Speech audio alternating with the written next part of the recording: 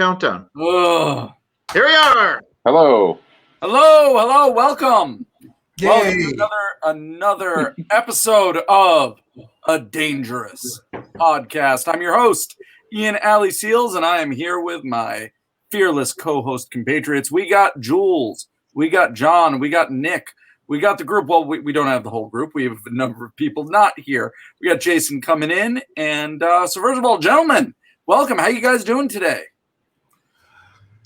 Yeah, I'm here. Not everybody at once. I'm doing great, Nick. Who has something to share with the group today? Who has something to share with the group? I don't know. Me?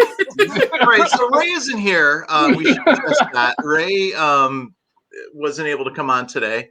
She will be missed. We hope she comes back. You never know what Ray. She's a mysterious woman, and we'll keep our fingers crossed.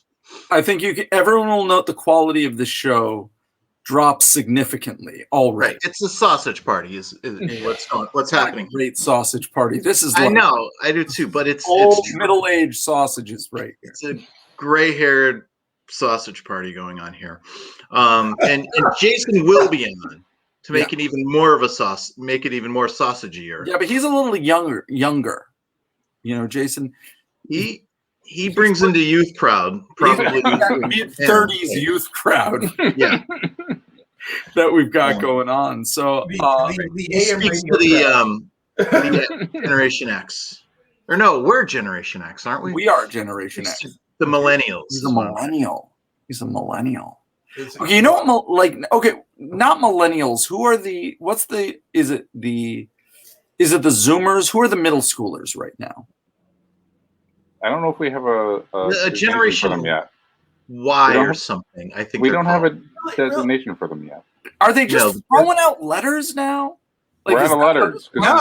Zoomers took Z, so now we're back to the beginning of the alphabet. Actually, now you're getting back into like these weird kind of like boomers were the effect of the baby boom. Like we should probably have a bunch of plague babies coming up soon. Oh, that's a Generation Plague. Plague. I mean, I like that. I like homes. All that, ass right there, like that. Oh yeah. Oh, you must be one of the plague babies, huh? Yeah. My kid is 5. Is he a plague baby? No. He's just beyond the plague. He's not a plaguer. He's the forgotten generation in between the Zoomers and the plague babies. 24 plague babies. 24. Okay. So, anybody that's putting out babies now, just get ready. They're part of the plague gen. I love it. I'm sorry. That's just where your kid's going to wind up. Yeah, it just seems to me that previous generations, like as in the modern generations, were all named after cultural events. You know, you have the quote unquote greatest generation, referring to the World War II generation. You have you have the baby boomers, the baby boom, and Gen X is a response to that. Like Douglas Copeland, Jules, when he coined that phrase, was responding to like Brand X, right? It was kind of this nebulous generation. Yeah. That was the idea, because there wasn't any particular defining characteristic at the time. Other than let's not let boomers off the hook here. All they were special because there was a lot of them. And so then you have millennials. That makes sense. But now at this point, it's like, I don't know, letters. No, well, we were doing letters, and then everybody decided that millennials was cooler than Gen Y, and then they became millennials, and that's why we went back to Z for the Zoomers. And then the plague generation. Yes. Plague generation, or they might be COVID babies. Yeah, COVID babies. But I hate to bring this to us. Remember when our generation was the whiniest? Now we yeah. Close. I remember. Oh yeah. Now the boomers. I remember thinking when I get old, will I be looking at the youth of during that day of being whiny, people accuse us of, and I was like, no, that's not possible. We're the whiniest ever. And it's like, wow, we are so not. Jesus. Okay. So interestingly enough, I got a question for you guys. I don't know if I've mentioned this. Like, I'm an educator, and I educate middle school youth. And I'm going to put this out to the group. Let's see how out of touch everyone here is. What do you think is the television show that's sweeping the youth nation? And I'm talking 12-year-olds, 13 to 11-year-olds. So 11, 12, 13-year-olds. What do you think they're watching on television, streaming right now, and are obsessed with? John, go. What's your guess? Something Korean? No, they're way into K-pop, though. They're way into K-pop. So that's a good guess. Middle schoolers famously have bad taste. Oh, wait till you get the answer. Nick, what do you think? What do you think today's youth are super watching? Today's youth are super watching? God, I would go with anime.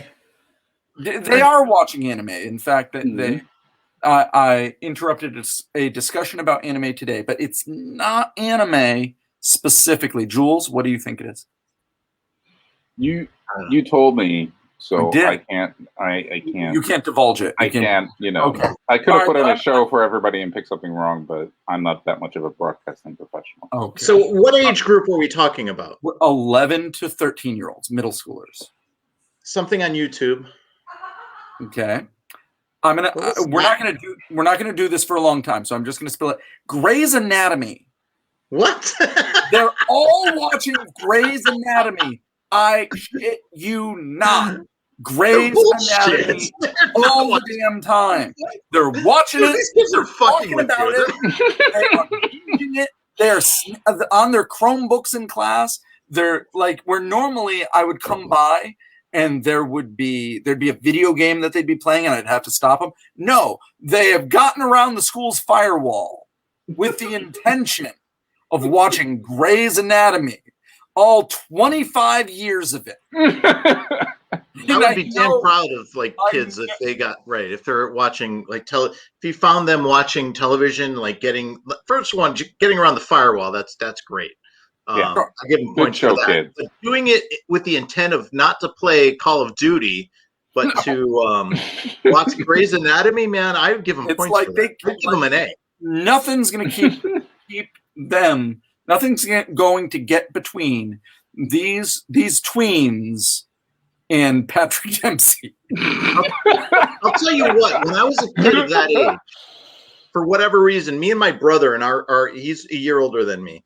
And our friend group were really into soap operas, Days of Our Lives was a me too. Course.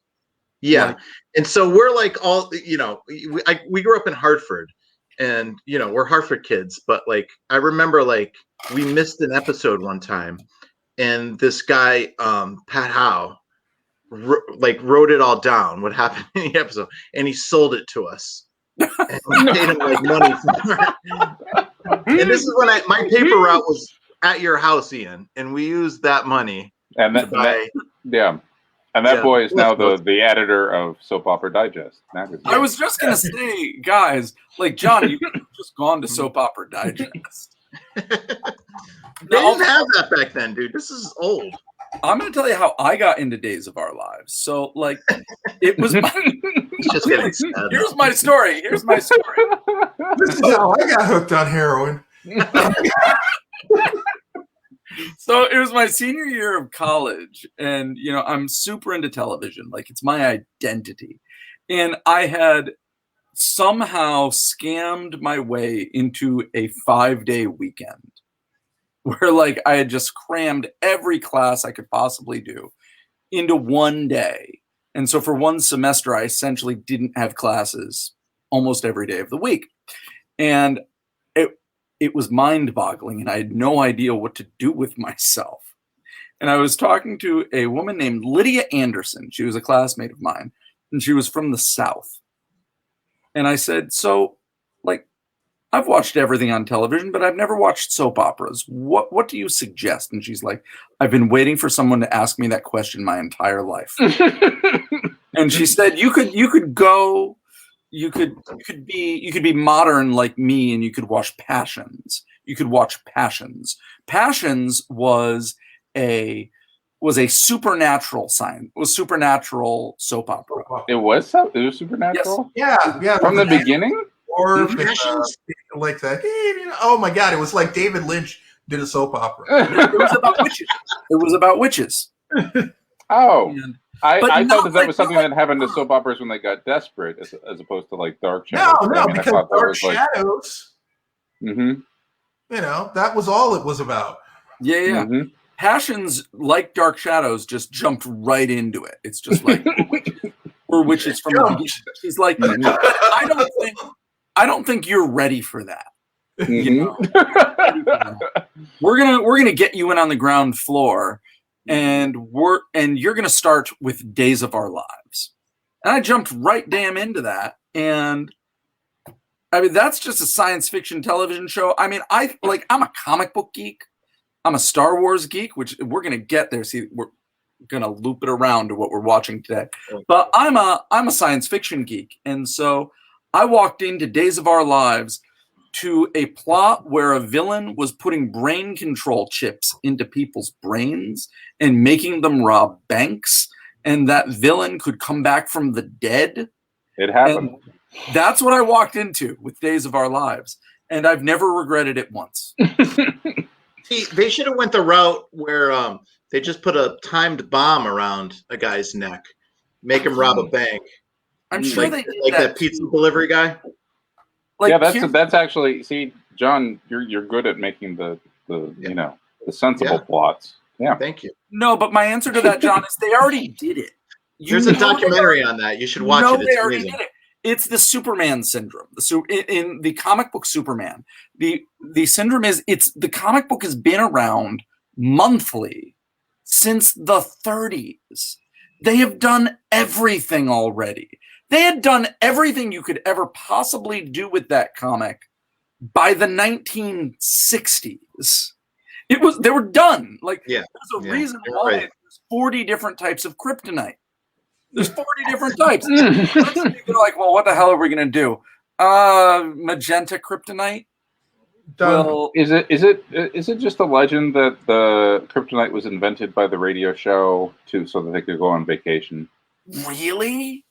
Why am I telling you comics trivia then? What are you? It was my understanding that the radio show was on and they wanted to go on vacation, and they were like, no, and then they were like, we've got it, and then they were like, they came up with kryptonite, and it was going to be this thing, and it was just like every day while they were off the air, it was just going to be like, tune in 2 weeks from now, and then it'd be like Superman being like, oh, kryptonite, oh, what am I going to do? And they'd be like, tune in 2 weeks from now, and they did that for 2 weeks and went on vacation. That's what I heard.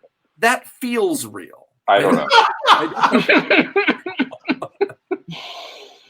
So anyway, so Nick, how you doing? We haven't seen you since Cop Rock. Oh my God, Cop Rock. back in the war. It was it was a trial. It was definitely a trial. But hey, yeah, I'm here. It's very interesting. Speaking of, since you did bring up Superman, Snyder Cut. Oh, did you watch it? I spent 4 hours. Yeah, it's 4 fucking hours, isn't it? 4 hours and 2 minutes of my life on the Snyder Cut. And I will say this.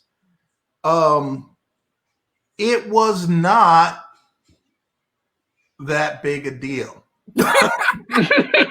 Well, Superman's wearing a black costume, so. Yeah, okay. So here's my thing.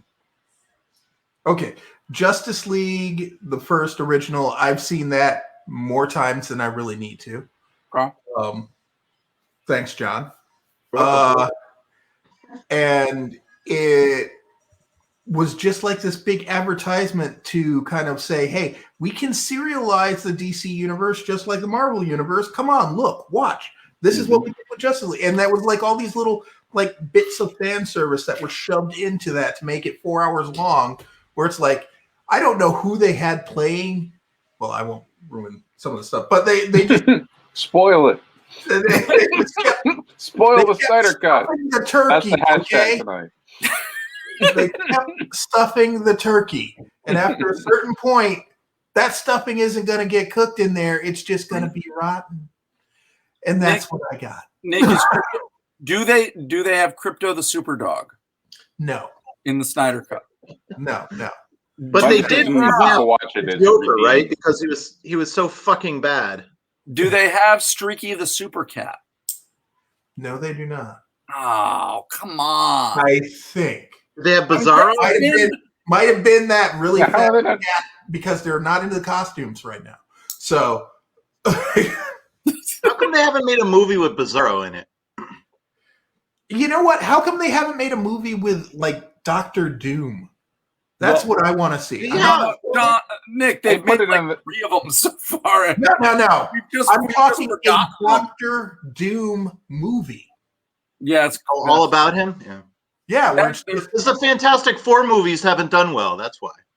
well, that's because the Fantastic Four sucks as a unit. Nick. They just need the Zack Snyder cut. No, Bring that kind of Fantastic Four shade my way for people who know me. I'm a huge Hey, fan. listen, the Fantastic Four as a unit, you've got Ben Grimm, you've got Johnny Storm, you've got Sue Storm, and then you've got Professor Fantastic. Professor Fantastic manipulates. That'd be Mr. Fantastic. That'd be Mr. Fantastic, and he's a doctor. He is a doctor.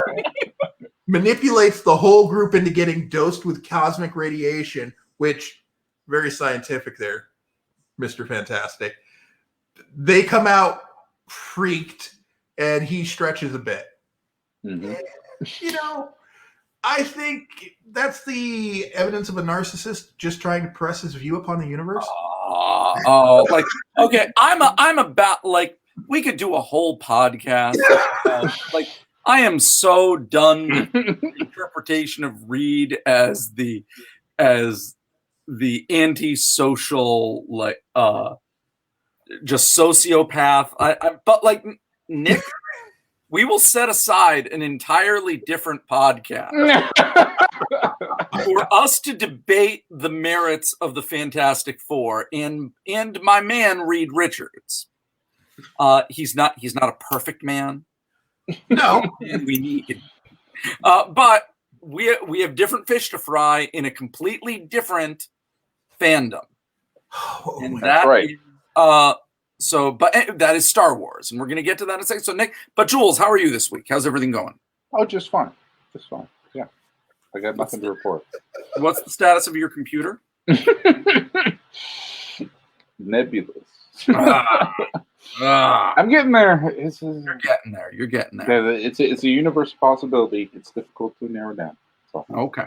And John, how about you? How's your week? Really good. I'm looking forward to summer, and I'm hoping we can start filming some more of the Stolen Mile, and get this, guys. This is crazy. Maybe finish it.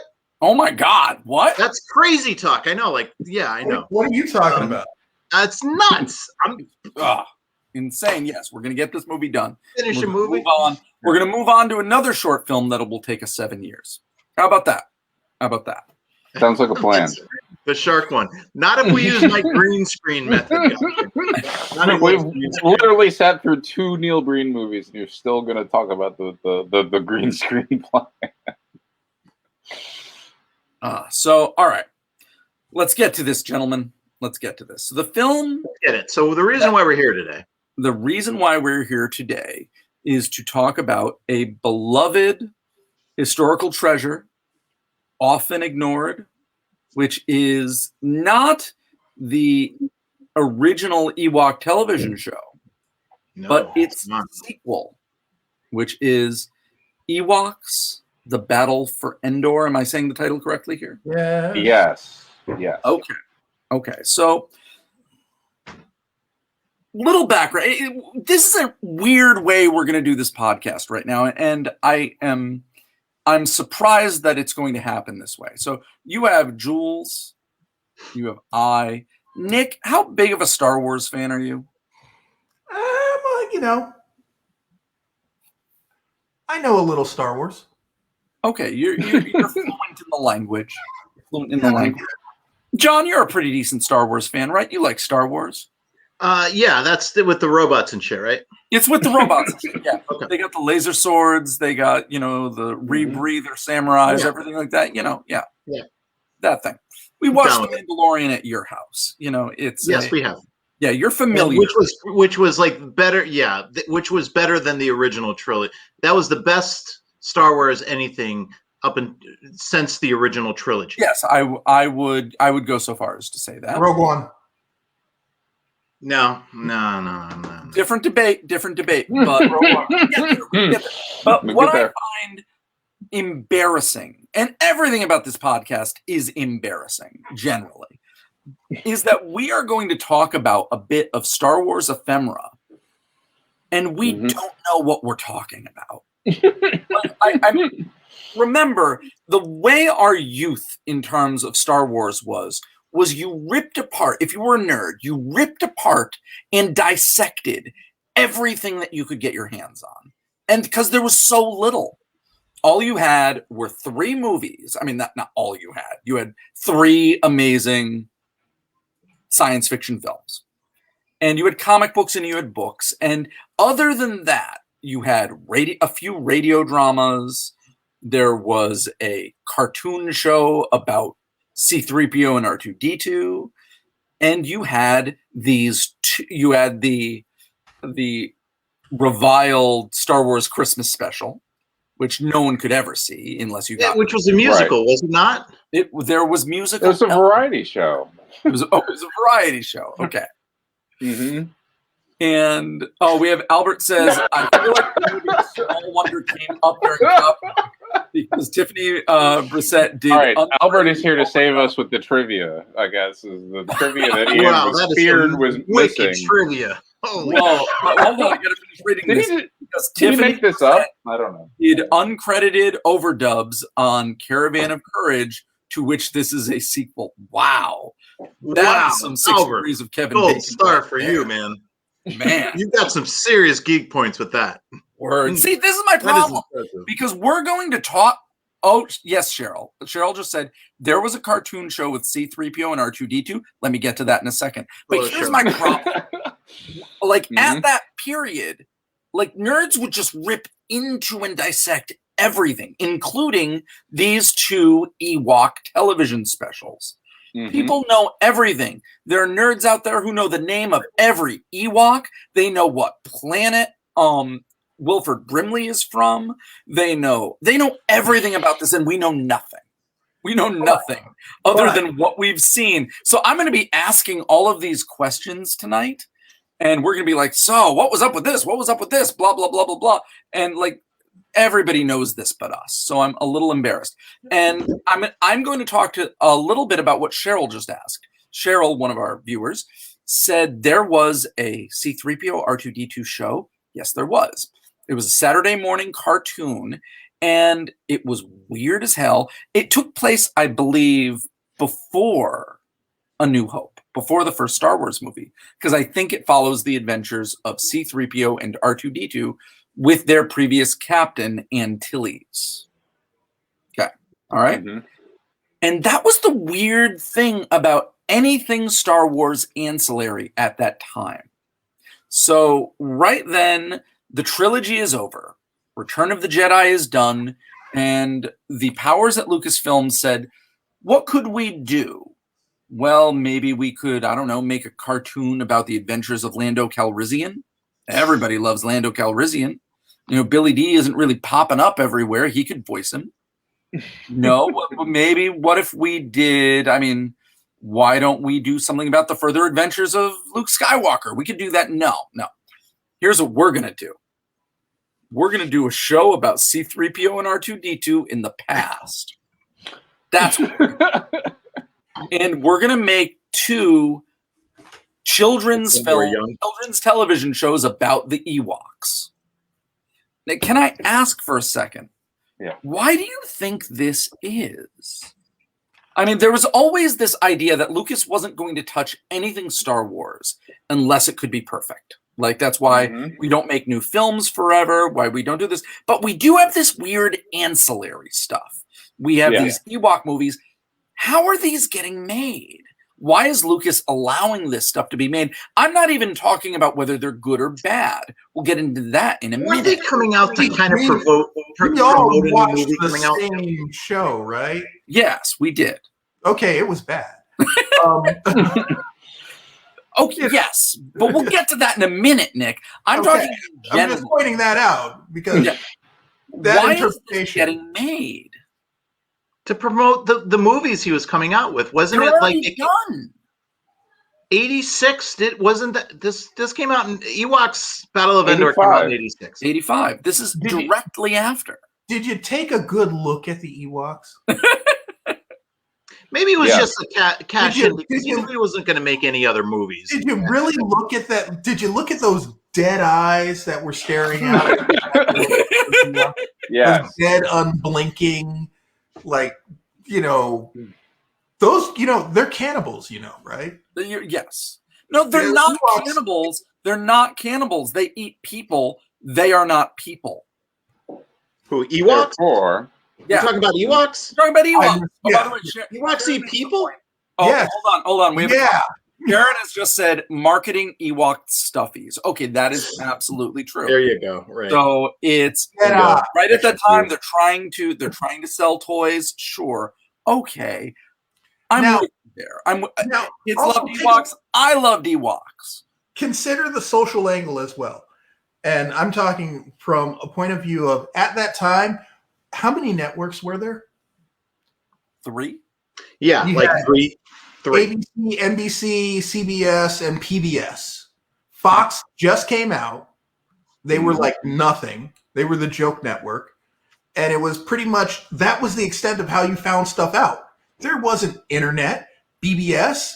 Nobody was BBSing to find out what happened in Star Wars. They were BBSing to find out what they could do for like their chem labs or whatever as a, communication in school. The internet was nothing. And I don't even think porn really was there yet. I'll just say that. Maybe. Not 85. 85 porn was on shelves. That's when they had like the back room in the video store. Sure. mhm. I'm going to read a comment right now. Albert has also said, I feel like Lucas felt like anything post Return of the Jedi in any motion format was just verboten. Marvel had the comics license. There were novels trickling out, and somehow we got this. All right. I think this is a perfect time to start jumping into the recap. I'm going to start this off. Do we know when this takes place? Does this take place? A long time ago in a galaxy far, far away. I know that, man. It's We know not. that. Somebody save us. I'm aware. I'm aware. You just But- asked. Is this before or after Return of the Jedi? I would say it is before. Okay. I'll look Yeah, it up I right now. think before. It's got to be before. And It's I will got- give you the fact that Ewoks use every part of whatever it is they have. They are very nature inclined. So if there had been any ATAs or any stormtrooper armor or any of that stuff, the Ewoks would have had that. All of the weapons that they possessed was pretty much archaic blaster types that were bound up in tape or gauze or whatever it is, and none of it was Imperial issue.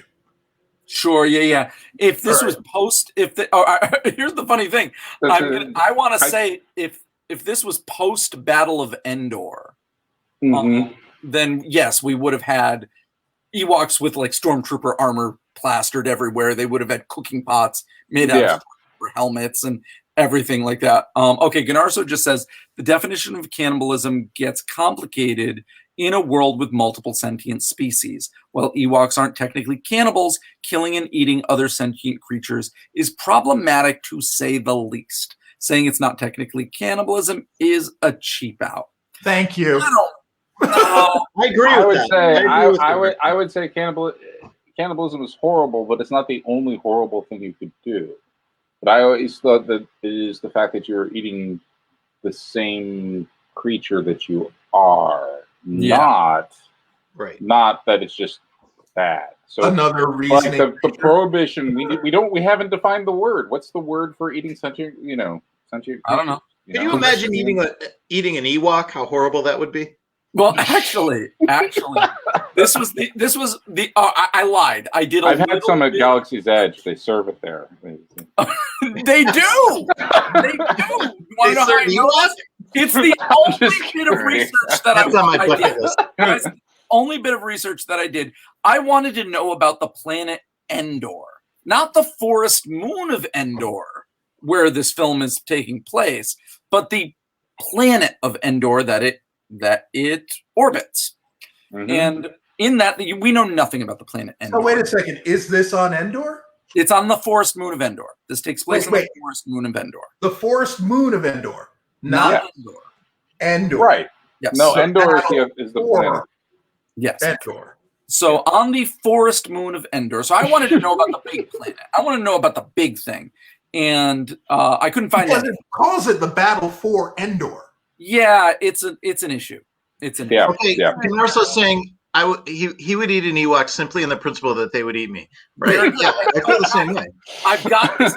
That's what Star Wars trivia I'm going to drop tonight is that when I was doing that very little bit of research, it said for generations, raiders would often come to the forest moon of Endor and capture Ewoks to make Ewok jerky, which is a common treat in the Outer Rims. People been eating Ewoks for a long time, everybody. So if you go to Disneyland and go to Galaxy's Edge, you can probably get some Ewok jerky. I always concession stand. I always make that argument with vegetarians and be like, all right, I get like not eating like cow. Cows, like if you've met a cow, cows are just the sweetest animals, and so are pigs. I do have problems eating that, but I mean, I'd eat a fucking like tiger. I mean, they'll fucking kill you. They'll just like, why can't I eat them? All right, I think like we should just eat animals that would eat us. More docile just than to teach them a lesson. Be like, fuck you guys. How about this? Why don't we say? Why don't we say, as a general moral thing, if Han Solo is being tied up and you're roasting him alive, and he's screaming at you in a language you can understand, that's pretty rough. All right, that's pretty rough. So let's get right into this film right here. So this is taking place on the forest moon of Endor. Let's talk about it a little bit, because not everyone knows what the fuck this is. Well, I want to point out that I went to the first answer on Google is Stack Exchange, and they claim this is immediately preceding Return of the Jedi, is what they said. So it's right before. Yes. Okay. Man. All right. If that's the case, this whole thing is taking place not on the forest moon of Endor, but on Endor. It's not. It can't be. It's the forest moon. All right. Look, we really looked into it when we were kids, and it was definitely the forest. Okay. Because it's got a moon. No, I think that moon is Endor. You're watching Endor. Hmm? Like when you look up in the sky and you see that giant. Yeah, that's Endor. That's Endor. That's just like when you're on the moon and you see. It looks like a moon. Yeah, but the Earth, like, doesn't the Earth? Yeah, the Earth looks like a moon. Yeah, when from you're on the moon. the moon and you see the Earth, it kind of looks like a moon. It's pretty big. The Earth does not look like a moon. You see the fucking ocean is like.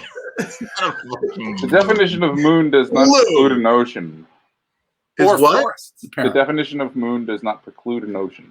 But when you look at the shots that they place with the moon, yeah, I know, Nick. I know. It's perfectly possible. This doesn't even matter because it's Star Wars and they can do whatever the fuck they want. But like, you know, you can have barren. You can have a barren. You can have a barren planet of just rock, and then a moon that has clouds and oceans and air and all that kind of stuff as the moon. That's perfectly astronomically possible. Okay, so then was that the moon? Oh my God! Wait a second. Oh, Albert just brought up something. I'm not even. Yeah, even going to read the comment. I'm not going to read the comment, but we're going to get to that in a minute. Yes. Oh, this just killed me right here. So, all right. Yes. No, I thought of this too. May I start recapping this? Yeah, start recapping because we're already in the weeds here. Oh goodness. Okay, so you begin. This is a sequel right now. And can anyone verify that the characters that begin this film were in the previous film? Wicket. Besides Wicket. No. So, all right, you walk around and Wicket, who is the most famous Ewok, played by Warwick Davis, is kind of walking along, holding hands with a little girl named Cindel. Yeah, Cindel. And she's, she looks like what we would now look at as a Star Wars cosplayer. Like, it's kind of a Star Wars costume, but an uncanny valley of not really. It's a low quality Star Wars costume. And she's walking around with Wicket, and she's talking to him and going, "Oh, Wicket, you're my best friend. We're going to go home in a moment, and we're going to talk to Dad, and we're going to leave." And at that point, Wicket turns to her and goes, "No, Cindel no leave." And I freak the fuck out. Because if there's anything we know, Wicket doesn't speak English or Galactic Common. I don't know what they call English in the Star Wars world. Common language. Yeah, and he doesn't speak Common. But he's speaking now, and it's freaking me out. And it keeps going. And so she's like, "No, Wicket, I'm sorry, we have to leave." "Why you need to leave, Cindel? Cindel, stay here." And then Cindel says, "Well, for one thing, I can go to school." And he's like, "Well, I go to school?" "No, Wicket, you have to stay here." "Oh, but I'll come back whenever I can and visit." Yes, Cindel, visit." All right, we're laying this out. So I'm assuming that in the previous film, Cindel taught Wicket to speak. That's what I'm going to assume. All right. Now, the reason none of this makes sense, if this film is taking place before Return of the Jedi, is no way could Wicket speak back then.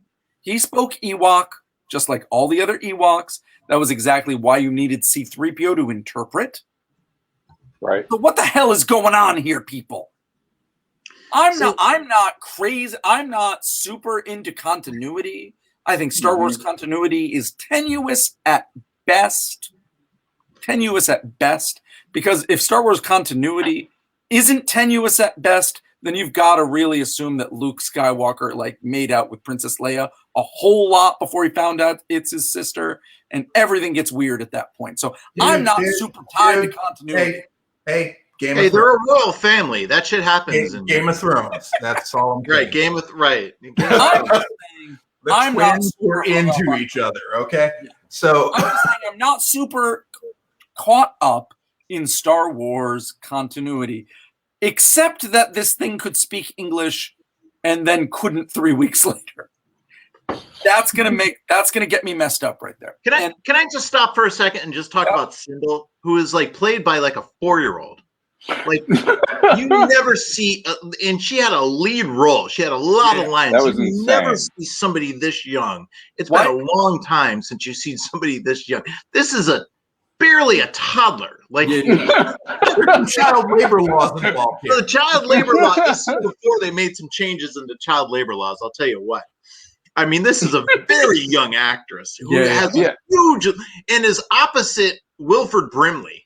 Wilford Brimley had a third of the lines that this 4-year-old had. He led the movie. And can I note right now, and this speaks to the bargain budget Star Wars that this was they couldn't get Drew Barrymore? Probably not. That was after E.T. Yeah. Yeah, she was kind of wait. Return and this comes. I don't get how this makes TV. And this comes to my huge. I don't have an issue with it. It's my confusion. Return of the Jedi is the biggest film in the world. It's making beaucoup bucks. It's a giant cultural phenomenon, and they can't shell out $35 to get Drew Barrymore. Okay, what the hell's going on here? I looked up the timeline here. So this movie, this TV movie, whatever you want to Mhm. call it, came out in 85. Do you know when Return of the Jedi came out? 83. 83.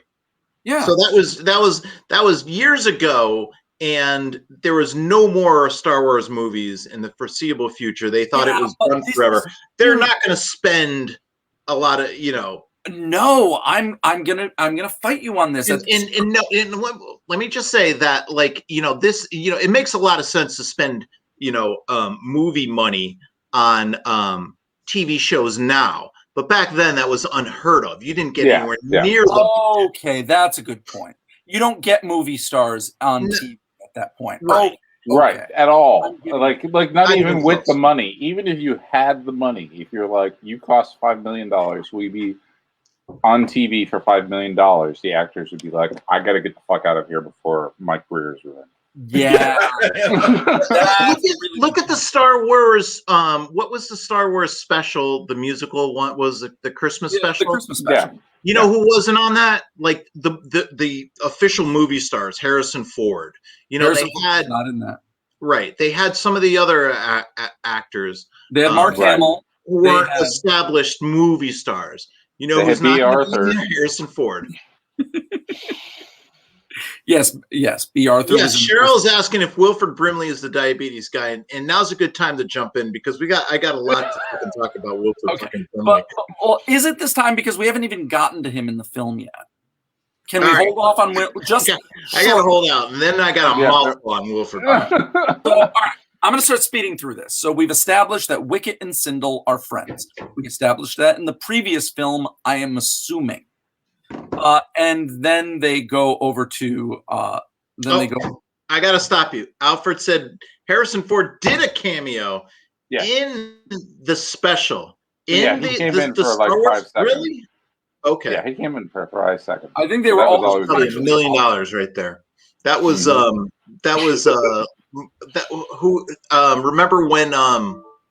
remember when who's, god damn it, I can't think of his name, The Godfather. Marlon Brando. Yeah. Remember when Marlon Brando did 11 minutes in Superman and got like $1 billion for it? Yep. Yeah. That's what happened to Harrison Ford in this. Yeah. But so Cindel goes to her dad, who's working on their spaceship, saying, "We're going to take off in a few minutes. Get ready, and go get your brother." So that's on detention. Yeah. So Wicket and Cindel go to the forest and stumble into a massacre. These bargain basement Star Wars villains with rubber masks that would have been right out of Mos Eisley are running around shooting blasters at everybody, killing all sorts of Ewoks. Ewoks are fighting back, throwing spears, shooting arrows. They're nailing a few of these villains, but it is a total bloodbath. These villains are just killing everybody. And then Cindel finds her brother, who's trying to fight them off with a same group that took out an entire garrison of stormtroopers. Yep. Yeah, they'll rally later in the series, but right now. This actually answered the question, because my first question when she was like, "Let's go back to the village," and I was like, "They're not going to build the Ewok village for this. Yeah. What are they going to do about that?" It's like, "Oh, it's being burned down." It's like, nice job, guys. And so you've got this fight going on. And didn't the Ewoks live in trees? Yeah, but they don't have the money for that. Sometimes, not always. They were they were in tree forts. Yep, I've seen Ewok houses in the ground. You've never seen an Ewok house on the ground. Where in Hartford? I'll Google it, dude. Okay. You've seen them here. So all the Ewoks are getting massacred. Cindel's brother is fighting them off, and he says, "Go get Dad. Go get Dad." So he starts running to go get Cindel and Wicket. Go run to get Dad. And then her brother is gunned down, or at least kind of we assume it off screen. She gets back to the spaceship, and the villains are interrogating her father at the spaceship. And you've got this big Lord of the Rings kind of villain with a crazy face, and he's got a mask he takes off at one point. He's got a sword. It's very, very Lord of the Rings fantasy. And his human sorceress sidekick. Sorceress sidekick, everybody. It remind me of Evelyn from He-Man. Just getting more jacks right here. 85. Yeah. Okay. So they're interrogating him. They're saying, "Where's the power? Where is the power?" And they kind of start ripping junk out of his ship. And then he pulls out a gun, shoots a few of the villains, starts running away, grabs Cindel, and they make it to the forest. And he then says to Cindel, "Run, go to the Ewoks." Dad, maybe you're not up on the most latest data, but Ewoks are getting massacred right now. But all right, whatever. He's like, "Go to the Ewoks. They will protect you." All right. Yeah. That's some Ewok tree houses. On the ground. All right. Ewoks can live on the ground too, I guess. Well, no, these are people. We're looking, for those of you listening on the podcast, John has thrown up some random images. And Albert has conceded as well. Holy shit, actual ground level Ewok huts exist. All right. I'm willing to walk. Yeah. Remember, the whole point of this podcast is us nerds don't know enough about Star Wars. Not when it counts. We all thought we did, but we don't. So, and I'm not an official nerd. Nick can attest to that. I just like debunking nerds. I just like hanging out with them, finding a hole in their theory. Are you telling me this entire podcast winding up? It's just an excuse to like find it, find your hopes and dreams and then dash it. Oh, this all makes sense now. Yeah. Okay. So then you have this scene. And by the way, the father is the principal from the Breakfast Club. Yes. Yeah. And so he has this heartfelt speech with his daughter saying, "Run, go to the Ewoks. They will protect you." So she runs. He gets in a little gunfight with the villains, and they gun him down too. This is pretty fucking brutal. This is brutal. Not only is it brutal, apparently, if you've been watching the previous film, this is some real Alien 3 shit right here. Yeah, exactly. How Alien 3 opened was all of the characters who had survived, that Ripley had moved heaven and earth to protect her daughter Newt, her soon-to-be boyfriend, Hicks, and Android Bishop. They had made it. They survived. They had survived aliens, and then in the first 3 minutes of Alien 3, they all just die. They die in a crash right there, and it's like, what the hell? And this is I would assume if you followed the adventures of this family in the previous film, guess what? Almost all of them are dead in the first 5 minutes of this new film. They're all gone except for Cindel. So congratulations. I hope you didn't get invested. Mm-hmm. And so they run back to the Ewok village, and they immediately get kidnapped by the villains and put into a cart made of rib cages. That's our set design right now. Mm-hmm. A bone cart that is carting away all the Ewoks and Cindel.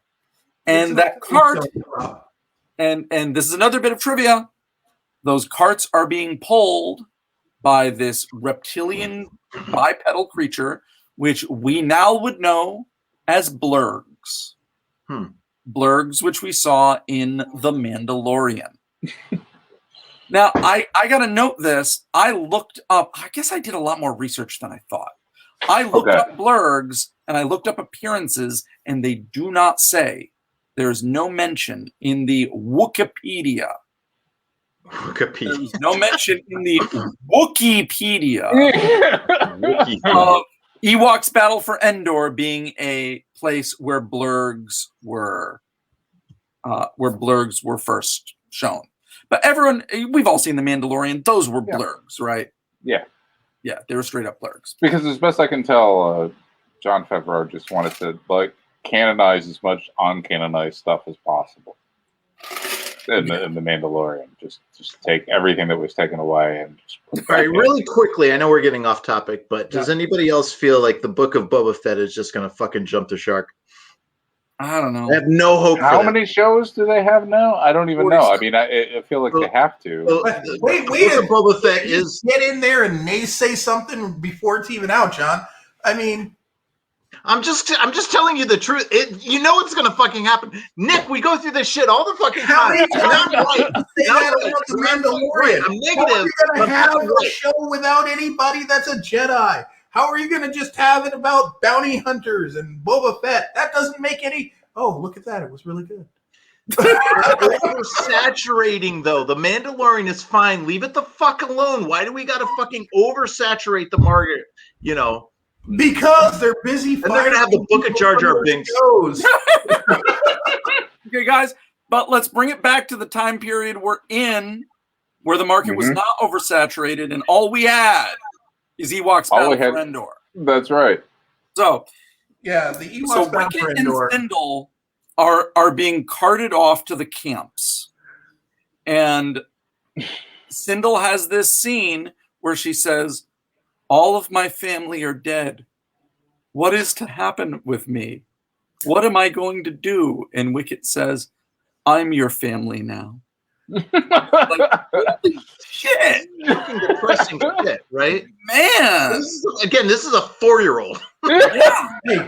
And so then they come up with an escape plan. They cleverly pull up the boards of the bottom of the cart, and they shove Wicket down, and they shove Cindel down, and they then run away. And they run away to they climb a cliff. They have a battle with the villains who are shooting blasters. In terms of the cliff, I just want to point out that what's great about this movie is the fact that they could just do matte paintings all the time because it was TV.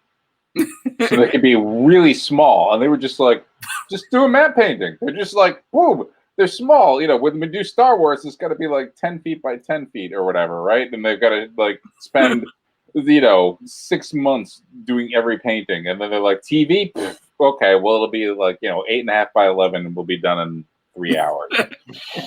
Albert just said, "Cannibal Teddy Bear says I'm your favorite." Who's at 11?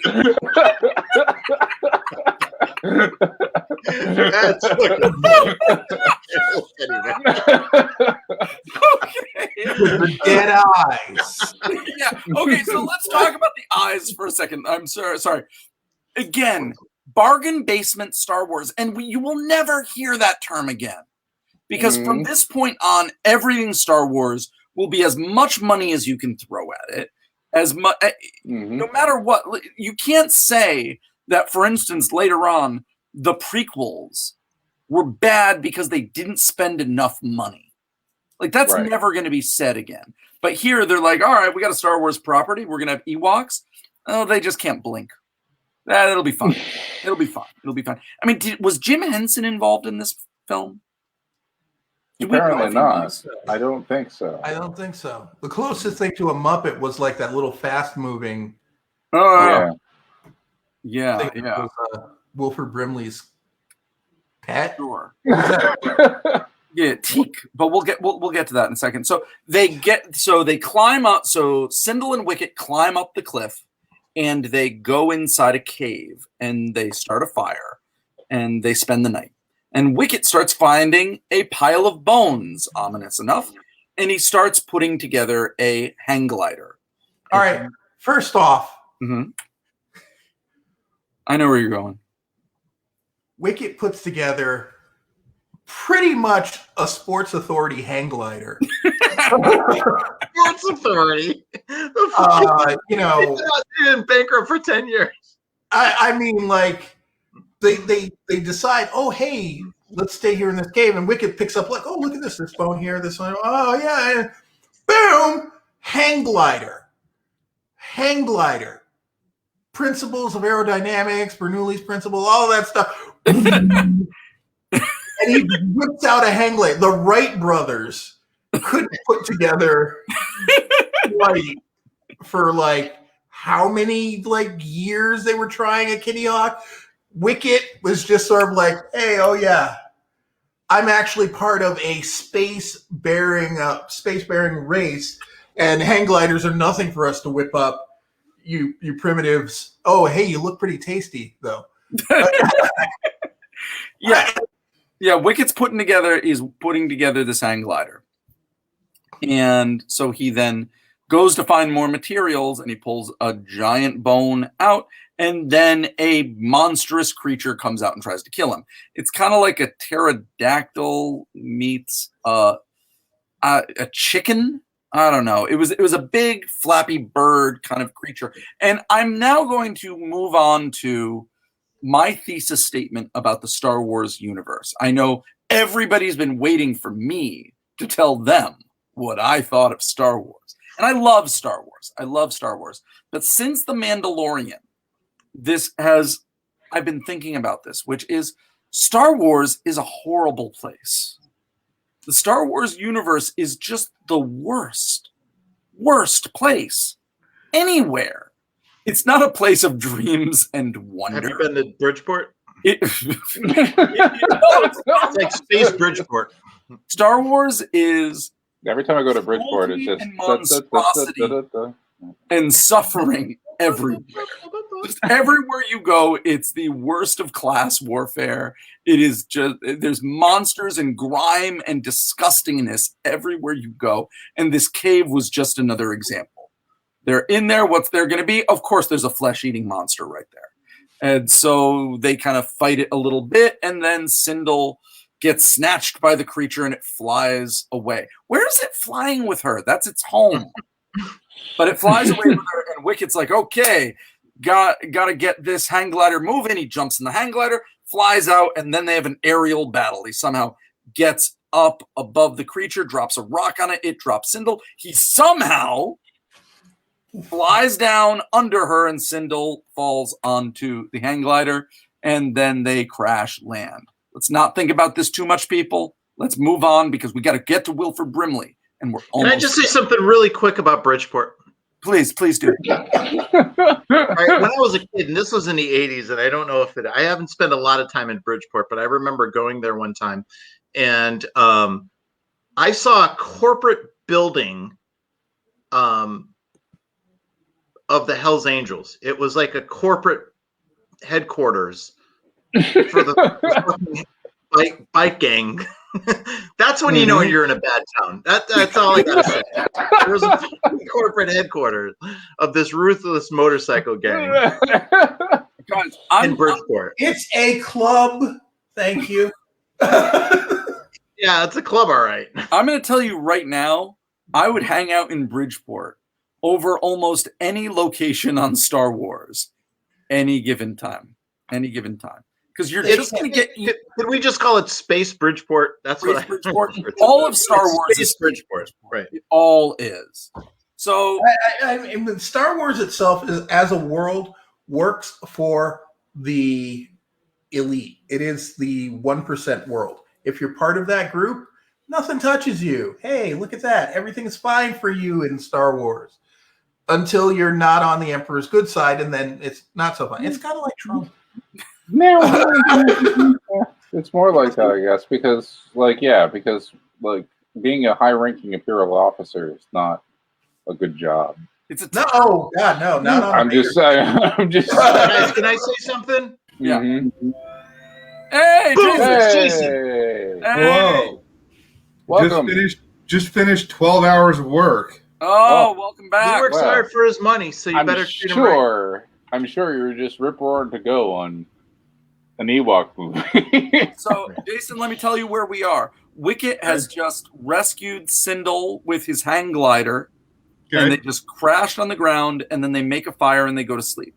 In the morning, this monstrous clawed hand starts sneaking into Wicket's pouch looking for food, and he looks up, and we see one of the most terrifying creatures that have ever been in a Star Wars film. Oh, was that the one that wandered off of the set of Labyrinth and ended up in Star Wars? Yes, that one. That one. This would be, guys, I'm saying the name. This is Teak. His name is Teak. So this creature has a molten-looking face, buck teeth, and you can't see me right now, but this is my impression of Teak. Like a goblin, and who has super speed. He's like the Flash. Starts like running everywhere. Wicket is trying to kill this thing because it's obviously a monster. And somehow Cindel's like, no, it's cute. And goes and befriends it. Teak. Albert says, everyone's bestest meth friend. It is utterly apt. So, but they do befriend Teak, and Teak brings them to his home, which is a cabin in the woods on the forest moon of Endor. Yeah, that's not creepy at all. No, and I don't know, they just assume that it's abandoned. Don't know why. I mean, listen, you can forgive Cindel. The place was a wreck. Yeah. So they go in there and they start making food, and then the owner of the home. But they had to be careful about what they put in Wilford Brimley's bowl because he has the diabetes. Diabetes. Wilford Brimley and his diabetes walk in the door, and then we are in a Hallmark film at this point. Like, Wilford Brimley is he's just before we do this, can I really am dying to talk about Wilford Brimley. Okay. Wilford Brimley and by the way, let's just call he's Space Wilford Brimley, because he's just like every other Wilford Brimley character you've ever had in space. John, I've held you back. I'm not holding you back any longer. Thank you. Talk about Wilford. I've been waiting for this moment probably my whole life. I think I feel this is my destiny. It was just my whole life was leading up to this moment here to talk about Wilford Brimley. Was he ever young? This guy is, and I had to look it up too because he was in Cocoon, right?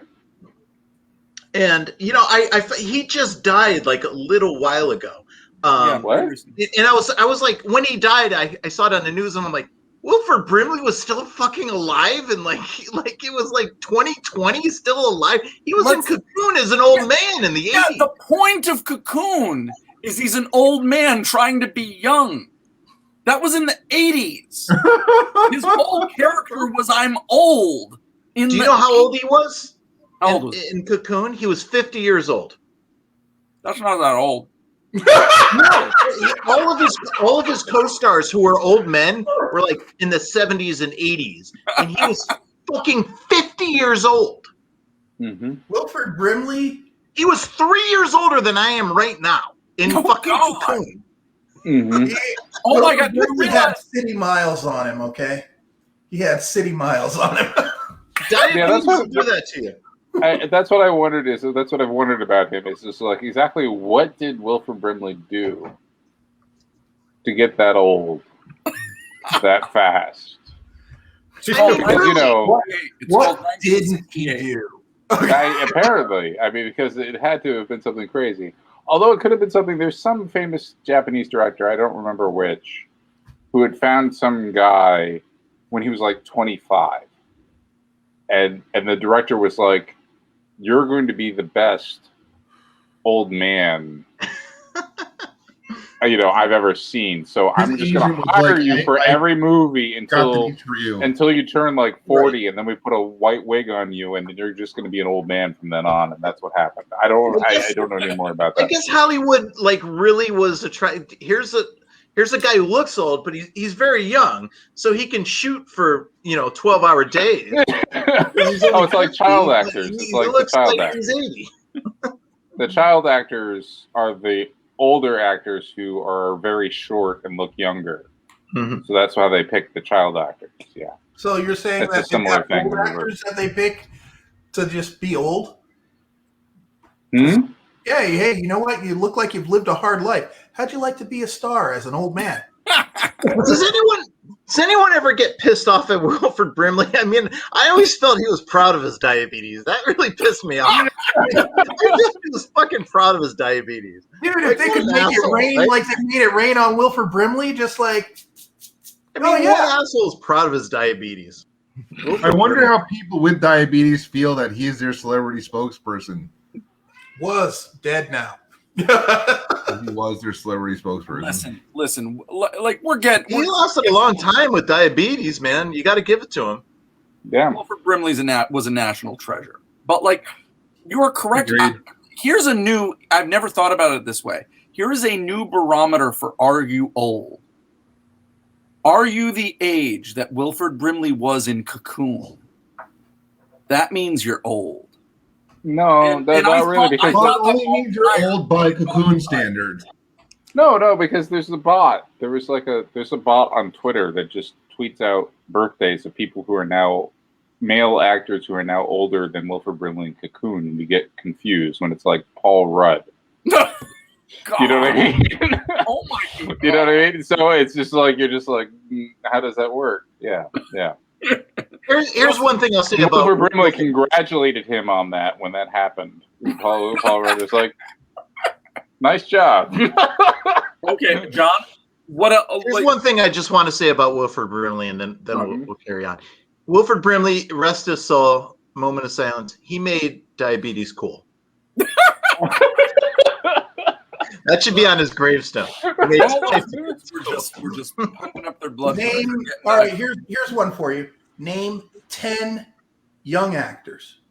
No, 5. 5 in the world. 5 young actors alive now and are young. Like what age and below? Say like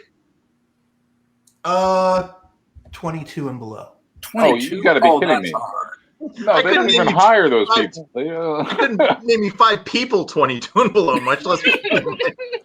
And 2 of them are my stepsons. I couldn't name. You're old. Yeah, we are, aren't we? Wow. Thanks, Nick. You're banned from the podcast now. I'm making old cool like Wilford Brimley made diabetes cool.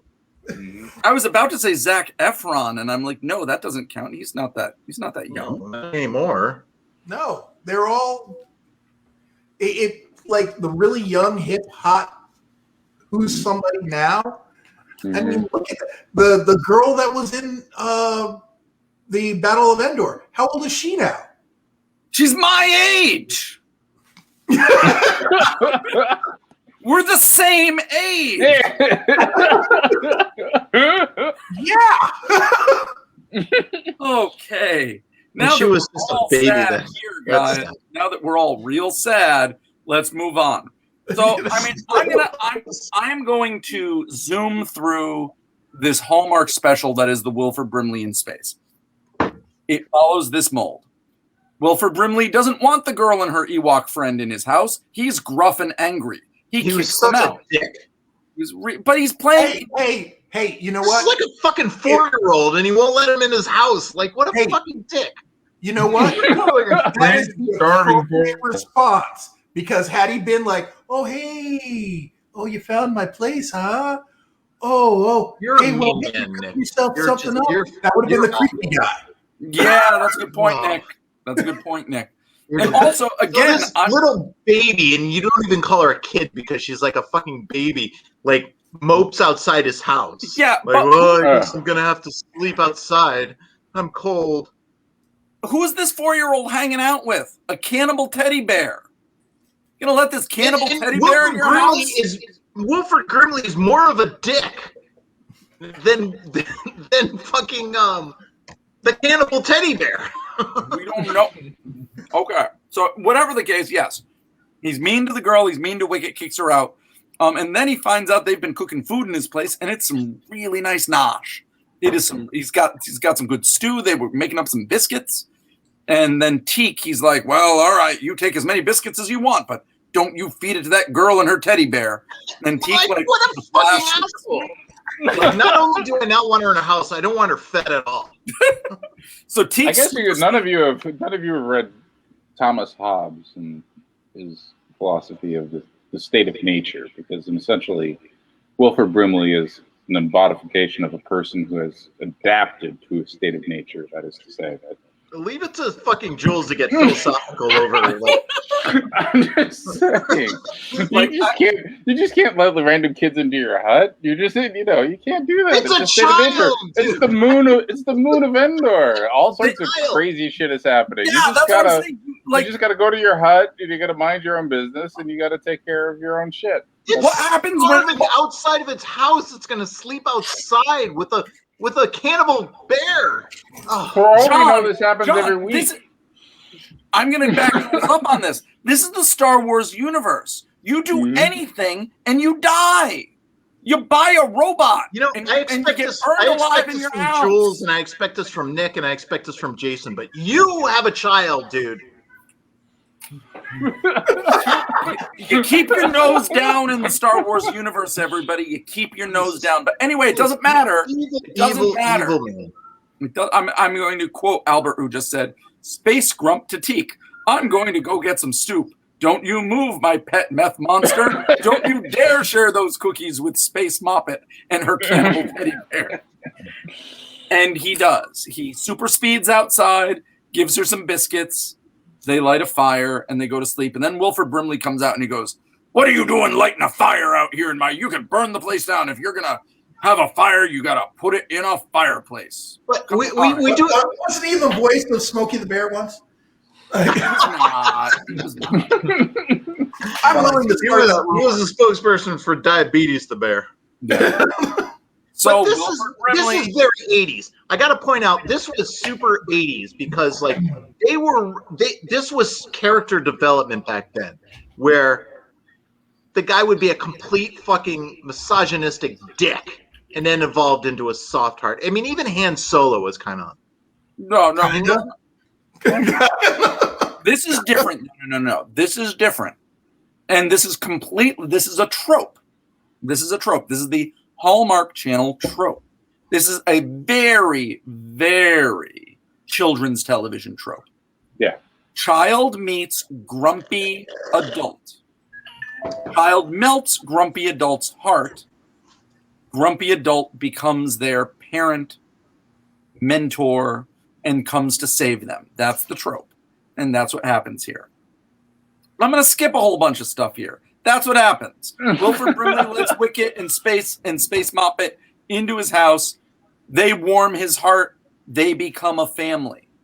All right. I can skip everything else. That's what happens right there. You do get a little exposition at one point where Sharon, I got it. Sharon's right. It's Annie. it's Annie. They're doing Annie. It's Space Annie right here. Space Annie.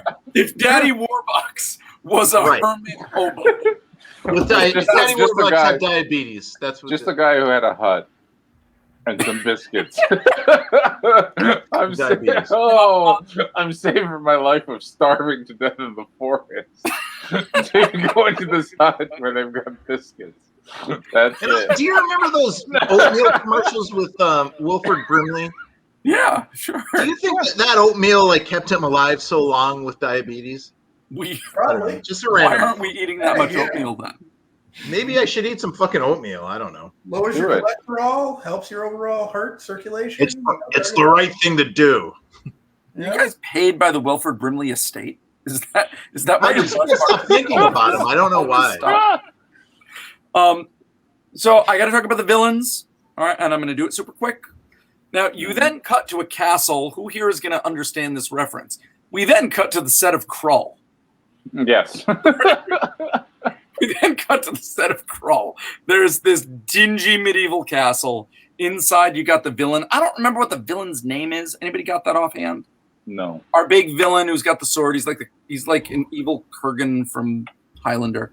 Going as 80s as I can possibly go right now. And his sorceress. And here is the weird thing I'm going to go. It is clear right now that they do not understand modern Star Wars technology. Because the villain keeps going, "Give me the power! Where is the power?" And they've got this, like a fuel cell from Cindel's dad's spaceship. Right there. And his sorceress, Evelyn, I don't know her name, I'm just going to call her Evelyn, is going to keep going. She keeps going, "Ita-ku-drika, Ita-ku-drika," and like saying magic words, and it's not doing anything. He's like, "Why won't you make it work?" He's like, she's like, I don't know. I don't have the power. He's like, "Well, you make it work by morning or I will kill you." She's like, "Master, please don't. If only you hadn't let that girl escape." He's like, "Ah, how dare you blame me? Go find the girl." She's like, "You have an army of weird henchmen. Why are you asking me? Go find the girl or you will die." Okay, cool. And then she turns into a raven and she flies away. How is she doing that? Is it the ring. Force? Is it the Force? It's the ring. I know she has a magic ring. I know we're dealing with the fact that we're dealing with other magic here in the Star Wars universe, and we're confused. But that's what's happening. She has a magic ring. Well, let me break out a few things I might be. Please. Now, the Force, all-encompassing and generally socio-religious view, split between these two parties of the Sith and the Jedi. Yeah. Beyond that, though, you do have the class known as witches, typically from the planet Dathomir. They are, for the most part, they use the Force different than Sith and Jedi do. And basically for casting spells, potions, things like that. They're witches in a classic sense. And it's interesting because they don't actually address the Force as metachlorians. Why are we bringing that term up here now? That's not even canon. They don't address it as this thing that lives in stuff that gives them power to do things. Right. Mm-hmm. It's basically magic. Okay. They just didn't call it magic. Mm-hmm. You know, but like, first of all, can everyone give Nick a round of applause right now?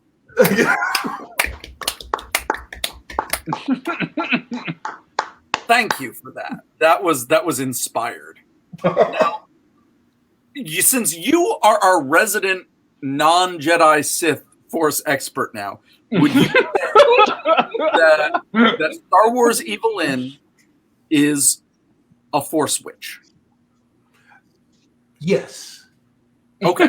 All right. That's all I need. Yeah, and that's the thing that separates them, because like you get into the way that the Force is used in Star Wars, it's the tool that pushes the story along. Why is there a bad guy? Because they're part of the dark side of the Force. Well, why are there people fighting to stop them? Because they're part of the light side of the Force. Sure. That's the motivation to keep Star Wars moving. But when you get away from the big epic galaxy spanning story, people using the Force are just like, circus flukes. Okay. And that's what we're assuming we have here. Evelyn is a space witch. She uses the Force and she uses it to turn into a raven and other such things. Now, this is, again, sorry, I don't mean to quibble. They call her a warg. Now, going Space Game of Thrones here now. We've got the twins already into each other. Yeah. But, oh, I know. Garnarso just said, clutch your pearls harder, fanboys. Midichlorians are canon. I know. I got bad news. I decide what's canon and what's not canon. Run it by Jules. Sorry. Yep. Bye. No, that's the problem here. So Space Evelyn, she goes flying away. And again, I'm going to come back to this. It's made clear they have no idea what technology is. They have no idea what it is. They think it's magic. The villain keeps asking Evelyn to use her magic and release the magic. She can't do it. And she doesn't know what it is. She thinks it's magic too. But why do they have blasters then? I guess there's a blaster dealer. There's a blaster dealer who comes around like in the little ship and just is like, I think guys want to buy some blasters. I think you're right, Jules. There was like a black market blaster because those blasters didn't make the same noise as normal Star Wars. They must have been phony ass knockoff blasters. They just seem to sometimes they killed you and sometimes they just burned you. I don't know. They seemed a little underpowered. Yeah. Maybe. But anyway, I was just saying they have no idea what to do with technology. They're a completely medieval or Stone Age level society, except they've got laser guns. I don't know. Anyway, and not just little laser guns. They got them like web cannons. Those really big things that done messed everything up in The Mandalorian. So here we are. Evelyn's going out to go find the girl. She uses her magic. She listens in. The girl is at home singing a space lullaby to Wilford Brimley. And then she goes somewhere and like leads her away and becomes a beautiful elven woman singing the lullaby and lures Cindel to her.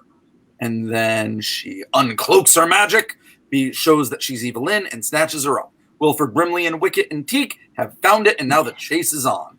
They're like, okay, well, we're going to take care of business. And then you get just the oddest gear up scene I've ever seen.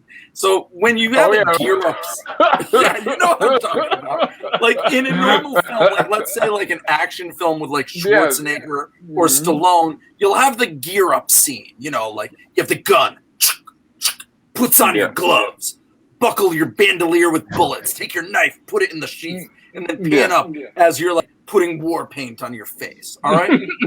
Now imagine that sequence with Wilford Brimley. And really what it is, it's like Wilford Brimley puts on a cardigan and he buckles his belt. Right. And he takes a bite of a sandwich. And like he's got like messenger bag fasteners for like his coat. And he's just like, there we go. He buckles his coat. He does put a gun in his holster. He does have a blaster. Yeah. And he puts it in his holster. And I just was tickled pink that they had the gear up scene with Wilford. Also, a little backstory at one point, Wilford Brimley did explain his origin, that he and his friend Bobby, I don't remember the guy's name, Cylon. I'm going to call him Bobby. Something weird. Yeah, Bobby. Space Bobby were out doing space adventures. And like when they were 22, they were going to take the universe by storm. And then they crashed, and that was the end of their lives. Space Bobby was hilarious. Yeah, as there's like no like comic book or Disney Plus series there at all. It was like literally they were like, we're gonna have adventures, and then it just went horribly wrong. And they just crashed on the moon of Endor, and that was it. And so Space Bobby went out to get some space cells to get their spaceship working. Now 20 years ago, we've never heard of Space Bobby again. Now over at the set of Krull, the villain is interrogating Cindel in the same ways, just more, release the power, use your magic, release the power. And she's like, I don't know what you're talking about, I'm 4 years old. Release the power, blah, blah, blah, blah. He gets mad. He throws Cindel and Evelyn in jail and then says, like, you know, we'll kill you at dawn if you don't release the magic. And this is where you realize that Evelyn doesn't know shit either. Because she's in here and she's talking to Cindel. She's like, you should really use your magic now. She's like, I don't know your magic. She's like, I don't know, do something. Say some magic words. Wave your hands. Do something. Do something. He's going to kill us. She's like, I don't know. And he's like, oh, damn, you're lame. You're just like that other guy, Space Bobby over there. Space Bobby said the same thing. And you look over at Space Bobby as a skeleton on the wall. This is crazy. So, all right, it's clear. You think the Ewoks ate him? What's up? You think the Ewoks ate him? No, because those aliens were not into cannibalism. They weren't. They just chained you up and left you to die. That's what they did in Space Bobby. I know, but while he was doing that, maybe the Ewoks came over and ate him. I don't know. Not man, got to fight every once in a while. What do you know? So, okay, everybody. Now we get to Wilford Brimley and Wicket and Teak storming the castle. And all the time I'm like, how is Wilford Brimley gonna do this? Because he's not spry. Diabetes. Yeah. He's not exactly spry. So he uses his gun, he fires a grappling hook up there, and he has Teak super speed up the line. Teak and they realize there's a moat. That's the problem. The moat, and it's like acid moat. If you go in the moat, you're gonna die. This will lead to some horrific scenes coming up. Some absolutely horrific scenes. So Wicket goes there and he knocks a sentry into the mold. Oh no, that's coming up. I'm sorry. He doesn't. He like takes the grappling hook and he kind of throws it back around something so Wilford Brimley can like use it as a pulley system. It's kind of weird. Anyway, he then gets Wicket on there and he starts pulling it and pulling Wicket up the wall. Wicket burns his feet in the lake of acid, but he's all right. Gets up there.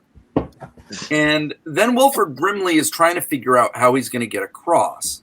And Teak wraps the rope around the leg of a sentry, knocks the sentry off the wall, making a counterweight to pull Wilford Brimley up.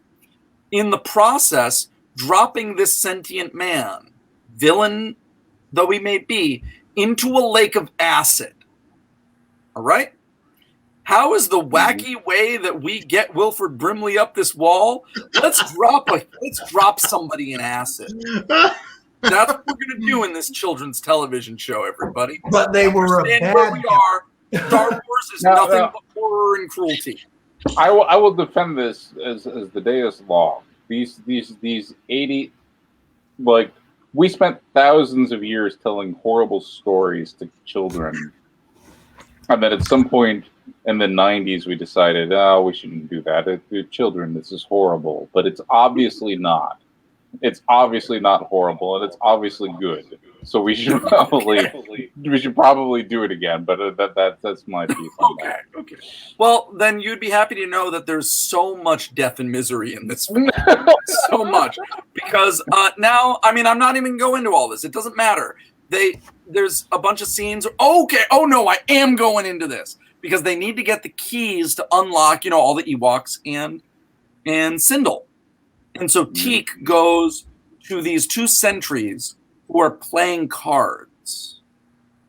Any Star Wars nerds can tell me, are those the cards that they play everywhere?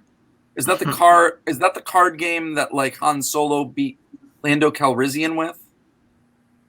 Well, that's a good one. So, come on, nerds, look it up. Anyway, I know they were like betting spark plugs or whatever. It was just like, I bet I raise you one spark plug. So Teak then gets the keys off of one of the guards and takes one of the cards off the table and surreptitiously puts it in the sleeve of the guard. Don't know how that's happening. And then he kind of zooms away. And then when that guard is like playing cards, the card falls out of his sleeve. The other guard is like, what the fuck? And then they shoot each other dead. So that's how we're dealing with these things here in our kid family friendly movie. You rig a card game so these people kill each other. That's where we are. And then, it's classic. That's reasonable. Yeah. They release all the prisoners. They release everybody except for Evelyn. Because Cindel says, no, don't let her out. She's evil. Which, I don't know, was that a good call? I don't know. It's not obvious. I kind of think Evelyn would have sided with them.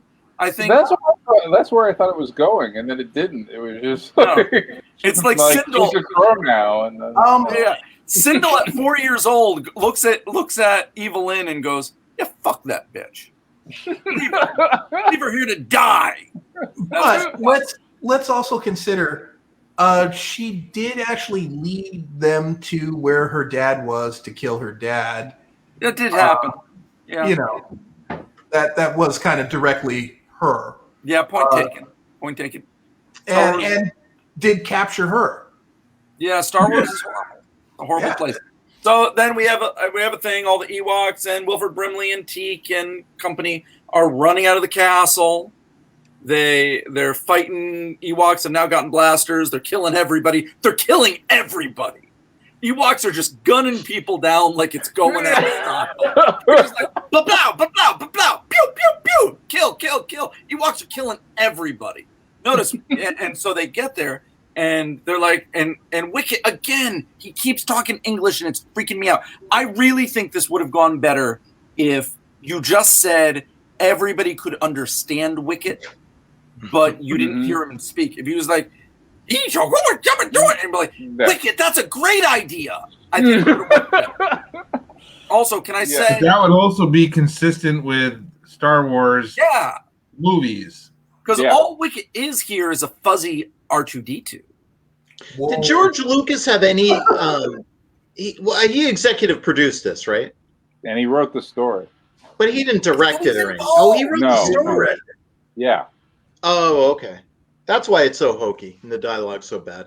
No, he wrote the story. The screenplay was written by the directors. Okay. So they then get to a wall. Cheryl just commented that this sounds like a D&D adventure written out. It really is. Mm-hmm. She just said because it's never the logical direction of the storyline. It's the I have rope use. Can I use a rope? Kinds of solutions to problems. Yes, it is. Yeah. Right. Yeah. So now they get to a wall, and Wicket's like, "Oh no, there's a wall!" And Wilford Brimley goes, "We don't have a door. I'll make a door." And he takes one of those bombs that they used. Here we go. One of those bombs that they used to blow up the shield generator in the battle for Endor, like 3 weeks later, apparently. they put it on the wall, and you notice, like, that's because that guy came by. He came by being like, "All right, everybody, you want to buy some of these detonators?" So I know y'all live down here in squalor on the moon of Endor, but if you got something of value to me, I'll trade it for this detonator, which will come in handy one day, I'm sure. So he takes the detonator, puts it on the wall, twists the top just like Han Solo did in Return of the Jedi, says, "Everybody back up." They blow a hole in the wall, and then they use rope use again, just like Cheryl said. Takes a strap, throws it down, and then Ewoks one by one are like zip lining down. And then Cindel climbs on Wilford Brimley's back, and they zip line down. And then more Ewok, Wicket and another Ewok, they come in, and they zip line down. I'm going to note something right here. There was a lot of pathos in Return of the Jedi around the Ewoks. There were plenty of scenes where Ewoks died, and it was very sad. It's sad to this day. Like, I just watched Return of the Jedi a few weeks ago, and you get to those scenes where, like, AT-AT or ATSTs are just like shooting down Ewoks, and then they're sad for their loved ones and crying. And I tear up at this. They make a point in this. No Ewoks die in this film. None. It's television, right? Yeah, it wouldn't have been aired if like a fucking Cindel's family can get gunned down, but they'll be damned if one teddy bear gets harmed in this film. So then it's a race. Cheating cannibal. Yeah, it's a race. Villain goes to Evelyn and says, "Go find the girl," or he's gonna kill her. He's right about to kill her, and then she says, "No, I can be of use to you." And then he gives her back her magic ring. She turns into a raven, and then he pulls the ring off the raven. It gets weird plot meta right now. But anyways, the crow flies away to find them. Why do they need to do that? It's just a bunch of teddy bears running for the woods. They're a quarter mile that way. They just follow them. Yeah. And they do. He They likes to send people out. Yeah. Point the direction. Go get me the little girl. It's Wilford Brimley and teddy bears. That's all you got. They don't have a car. They're right there. Yeah, but you know what? Wilford Brimley and a bunch of teddy bears infiltrated his elite and secured entrenched location, took out numerous men, and then got away. That was SEAL teamwork there. Okay. Does anyone want to guess how old Wilford Brimley was in this show? I looked it up, so I know. So I can't. All right, so you don't answer. No. Everybody else. The old man in the woods. Okay, What? hold on. I'm going by what I know from Cocoon. 47. No, I'm going 47. 47. No, you don't count. You're ruining everything. I'm just going. Nick, how old is he? I said 48. All right, forget. He was 51. He was 51. But he looked. How is that possible? When did Cocoon come out? I guess the year before. Well, let me see. Huh. Cocoon. We're all going to stop the podcast for a minute. Yes. Yeah, stop this. 85. So it came out like the same year. Okay. So, all right. Now it's a we're race. all pretty much knocking on that door. Yeah. Now, so Wilford Brimley and the teddy bears and Cindel, they run through the woods. They get to his spaceship. Meanwhile, all the villains, they've got their army. It's a pretty big army. Yeah. They've got a lot of dudes. And they get out there and they chase them. And Wilford Brimley gets in his spaceship with Cindel and a few Ewoks. And he tells Wicket, "Man your forces. You got to buy us time. I have a catapult set up." He's got a catapult set up. Okay. And Okay. what we're about to do is try to replicate what we liked from Return of the Jedi with Ewoks for $25. That's what we're going to do. Because what this scene is just Wilford Brimley trying to get the ship working while Ewoks do battle with the villain horde. And the battle with the villain horde is literally just the Ewoks fighting the stormtroopers. It's the exact same shit. Only worse. A lot worse. A lot worse. Okay.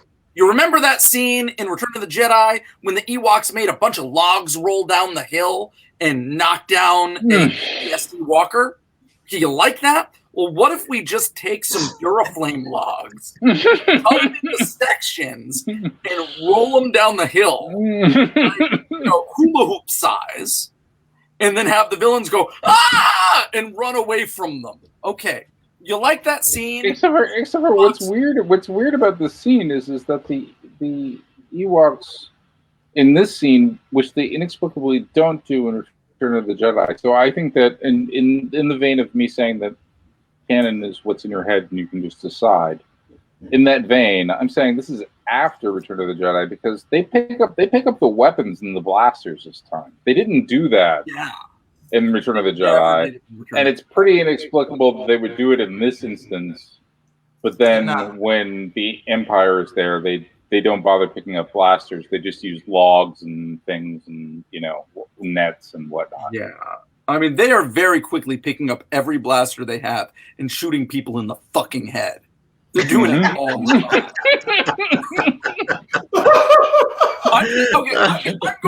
I'm gonna give a little thought experiment to everyone here, and you tell me what seems creepy.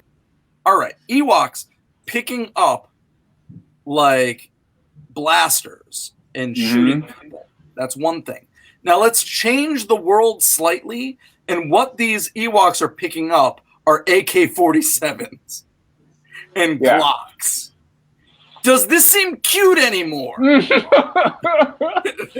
All right, I'm gonna bring this one back because we ran into it before with Cop Rock, and that is this is right in the middle of the '80s.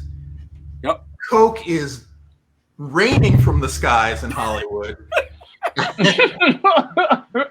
There was already Ewoks cartoon that was out at the same time that was like let's do something else with Ewoks, huh? Yeah, what can we do?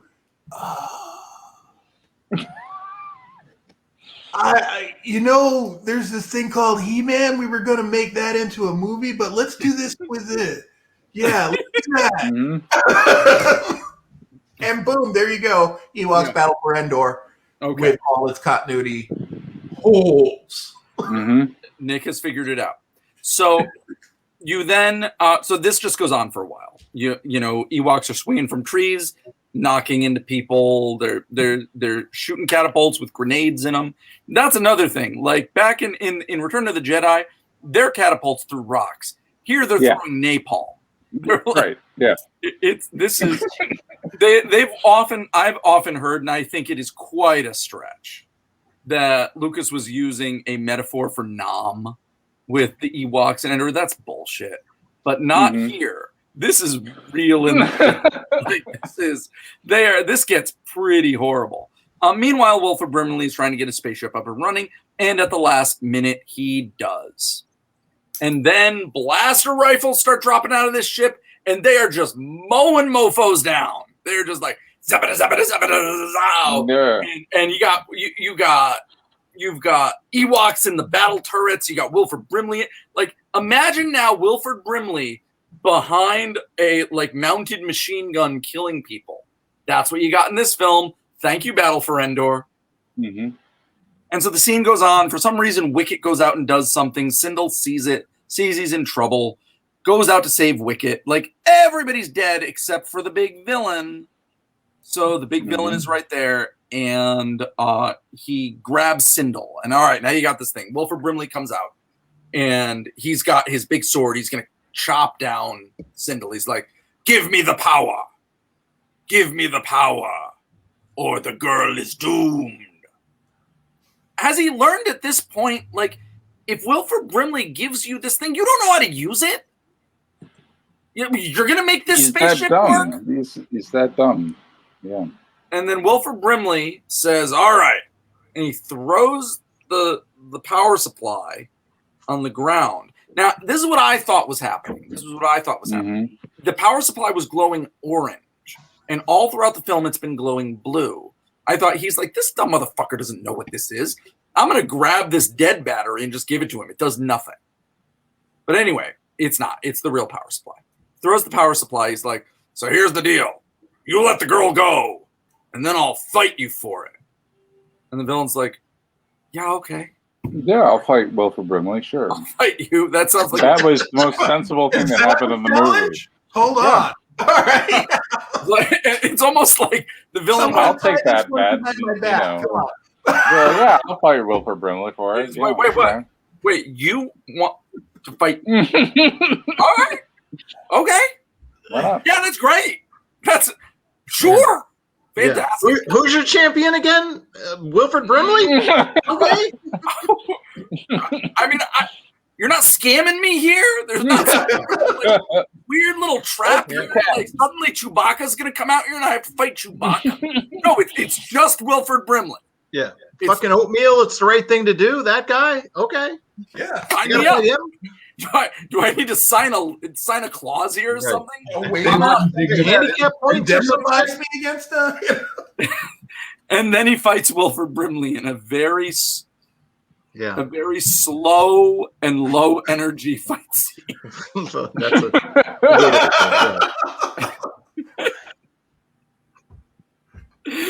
Okay. So they then what's crazy is that they established that the villain's sword goes like through an entire like tree. Yeah. But Wilford Brimley's stick, he's just like. No, yeah, because Wilford Brimley has his staff. Yeah, and that doesn't go through that. Yeah, like Wilford Brimley gets his ass kicked, and he's about to get hacked to death when I think it's Wicket. Got to be Wicket, right? You would never rando do this. Uses his sling, throws a rock, hits the magic ring that's on the villain's neck, which then explodes magic-y style and burns him alive. I mean, maybe they could have given some clue that would happen before, like have Evelyn go, be careful. If you hit it too hard, it'll kill you. No, it just does it. And then Wilford Brimley goes, would you look at that?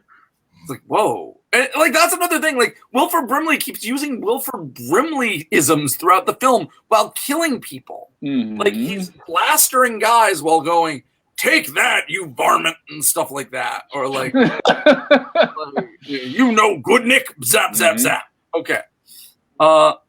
And I just want to say, like, while we're talking about him, I was trying to find a young picture of Wilford Brimley. There aren't any. I mean, there probably are. He's probably 22, but he looks like he's fucking 70. Okay. You can throw up a picture of that in a minute. So we're going to end this right now. So at that point, it's over. Hundreds of people are dead. And I got to give this film some credit. It's got some stones here. I was waiting for Cindel's father and brother to be in the prison. Yeah, or something. Yeah. Nope. They fucking dead. They are dead. He AD dead in the ground. They're not coming back. Nope. And so Wilford Brimley says, goodbye, everyone. Goodbye, Teak. You were my best friend ever. Why can't Teak come along? That's what I figured Teak would go on the space adventures. I mean, that's how you would sell the cartoon. Yeah. Because you can have little girl, Teak, and Wilford Brimley, and that's a cartoon. Yeah, and like, but Wilford Brimley makes it quite clear, Teak, you are not allowed on this Like, Teak, like in my head, the way the conversation was, oh, Teak, my loyal friend. I will miss you so much. Wilford, I can come. No, Teak. No. You must stay. I'd really like you, Teak. This is getting uncomfortable.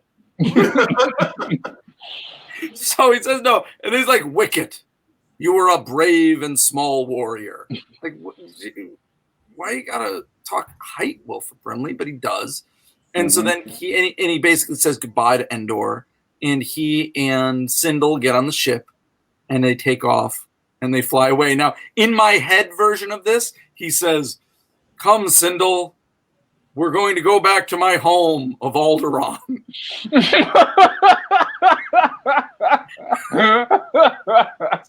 Yeah. You see, that would have been good. But we can add that. I say we let's just say. So Albert points out that Wicket knocks himself out with a slingshot in Return of the Jedi, but just hits that dead on in this scene. So I say we have a continuity of Star Wars. That's what I'm asserting now.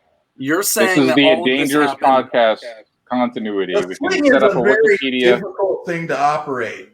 Yeah. We're not talking swim shot. We're talking We whipping that thing around. Guys, it's not like Wicket didn't know how to use a sling or a bola. Like, it's just he has accidents. Like, he's not in, I'm saying, okay, here's my problem, everybody. If we're getting into the Star Wars continuity weeds, I didn't want to do this, but we're doing this. Well, no, I'm just very simply, I'm saying until Disney hires us, we won't get serious about it. I'm just saying, Albert points out that he knocks himself out of the slingshot. You're saying they should go to Alderaan. As far as we're concerned, that's what happened. Okay, thank you. So it's after Return of the Jedi, because obviously it is. Or no, because if it's before Return of the Jedi, Cindel and Wilford Brimley go to Alderaan and then get blown up. That's true. They're in the clear. They're going to be Wilford Brimley's going to be like, "What happened to Alderaan?" No, I'm saying if this is before Return of the Jedi, if it's before A New Hope, they go back to Alderaan, and the end of their tale is they get vaporized, which is about as cold-blooded as everything else in this holiday special. Yeah. We can work this out. We'll figure it out. Here's my thing. Here's my only point on why this needs to happen before the Imperial Battle of Endor. Because remember, according to the title of this film, this is the Battle of Endor. So anyway, out the moon. We have to assume that all of this was taking place relatively close to where it always did. It's not like Wicket and company moved 600 miles somewhere else. This is where they live. So if all of the Imperial shit, all of the shield generator and the battle and the explosions and the AT-AT walkers and everything and speeder bikes was happening right there, are you telling... How old was Wilford Brimley in that picture, John? This is the youngest picture you'll find on the internet of Wilford Brimley. It was his first film he ever did. He looks 70. He looks older than my dad, who's 81. All right, he's 33 years old in this. Oh my God! He's 30-fucking-3. I am almost 10 years older than Wilford Brimley in this picture. Yes. Oh my God! For those of you just listening at home, it's the oldest man you've ever seen. The oldest man you've ever seen. 1968. This is Wilford Brimley. He died like 2 years ago. He died last August. God. Last August. Oh, last August. He died in 2020. Yes, it took COVID to take him out, I think. I would Holy assume. shit. Everybody, I got it. Albert makes a point. No, sir. This is the battle for Endor. Return of the Jedi was the battle of Endor. Checkmate, atheists. But here's my thing. So, the Battle of Endor, the Imperial battle with Han Solo and everything, that happens.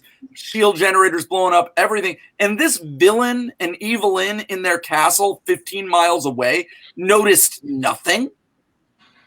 They were like, well, I have no idea what's going on over there. Like, that just missed their radar entirely. This Force sorceress didn't notice that this entire war was happening. across the street. That's we why have I'm to saying assume that the Empire paid them off. I mean, we could assume that. no, I because mean, they have that's no idea. How about else is the Empire anything. operating? The Empire is going around paying off local warlords. That would be the most obvious way to take over the galaxy, right? Yeah, but there's nothing set up here. Evelyn doesn't have any idea. She's like, I don't know, use magic words on this thing. She doesn't know how anything works. Yeah. It's not That stupid. makes it easier. Yeah. No. Okay. Anyway, internet, figure it out. Did this happen before or after Return of the Jedi? I say it has to happen before. And also, Wicket is after. a fickle Let's little do bitch after. then. He's fickle. Because at the end of this, Cindel says, Wicket, you're my very best friend. And Wicket responds, you are my very best friend. Except for maybe Princess Leia. Happened there. Yep. After.